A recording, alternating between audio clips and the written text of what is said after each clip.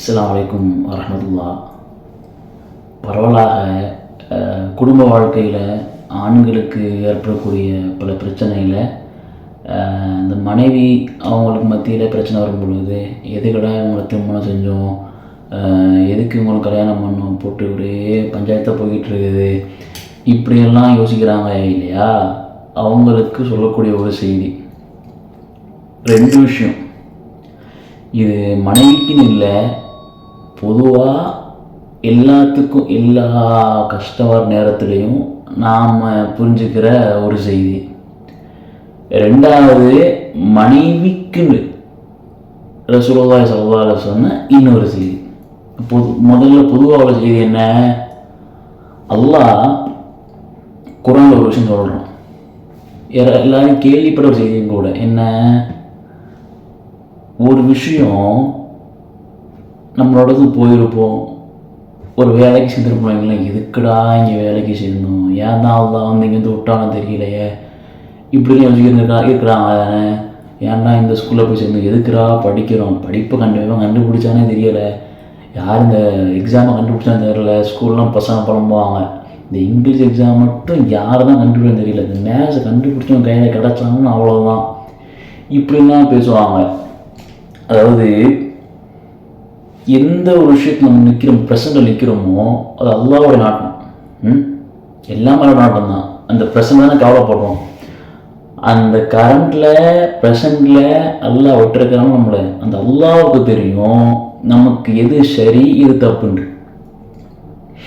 ஏன்டா திருமணம் முடிச்சோம்னு யோசிக்கிறோம்ல, உங்களை திருமணம் முடிச்சு சரியா தவறாங்கிறத அல்லாஹ் அறியும், நமக்கு தெரியாது.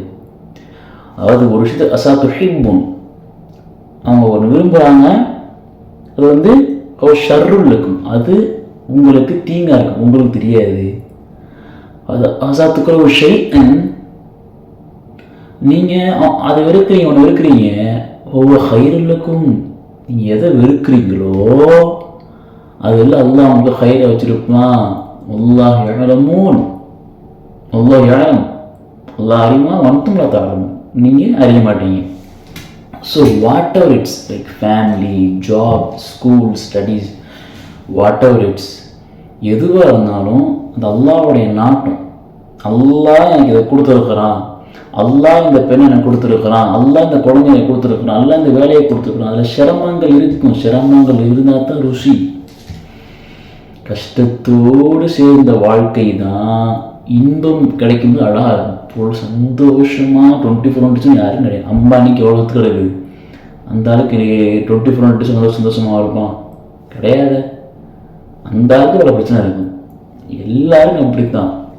அப்போ அந்த பெண் இன்னொன்று ரெண்டாவது சொல்லிடுறேன், ரசூலுல்லாஹ் சொன்னாங்க, ஒரு பெண்ணிடத்தில் 10 விஷயங்கள் இருக்குது, 9 உனக்கு பிடிக்கல, ஒன்று மட்டும் பிடிச்சிருக்கு, ஒரு குணம், அந்த ஒரு குணத்தை வைத்து சாட்டிஸ்ஃபேக்ஷன் ஆகி வாழ பழகிக்க அவளோட, அப்படி சஹீஹ் முஸ்லிம் நினைக்கிறேன் ஹதீஸ். அவள் யோசிச்சு பாருங்க, எவ்வளோ அழகான ஒரு செய்தி. இப்போ எல்லாம் அப்படி எது பிடிக்காதே நினச்சிக்கிட்டு இருக்கிறத விட பிடித்ததை நினைத்தால் வாழ்க்கை சுவாரஸ்யமாக சுகமாக இருக்கும். இது எல்லாத்தையும் உள்ளது, எல்லாத்துலேயுமே கஷ்டங்கள் இருந்தால் தான் இன்ன மகள் ருசுரி யுசுரா, ருசுர இருக்கும் யுசுர இருக்கும், கஷ்டமும் இருக்கும் லேசு இருக்கும், அவ்வளோதான். அதை அல்லாஹ் தரும் பொழுது நம்ம என்ன கேட்கணும், இல்லாட்ட நான் தாங்க முடியாத கஷ்டத்தை எனக்கு கொடுத்துறாது, தாங்குவோம்ல, தாங்கக்கூடிய கஷ்டத்தை கொடுத்தா தாங்கிக்கிற பிரச்சனை இல்லை, தாங்கவே முடியாது, ஐ காண்ட் அப்படிங்கிற அந்த நிலைமைக்கு என்னை கொண்டு போய் விட்டுறாது. அப்படியே அப்படி கேளுங்க, எந்தெந்த பிரச்சனைகளாக இருக்குது எல்லாரும் துவா கேளுங்க, அதை லேசாக போவான்.